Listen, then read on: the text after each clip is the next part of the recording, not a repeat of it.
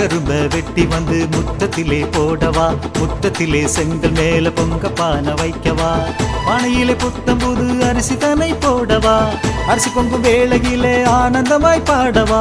பொங்கலோ பொங்கல் பொங்கலோ பொங்கல் பொங்கலோ பொங்கல் பொங்கலோ பொங்கல். செங்கரும்ப வெட்டி வந்து முற்றத்திலே போடவா, முற்றத்திலே செங்கல் மேல பொங்க பானை வைக்கவா.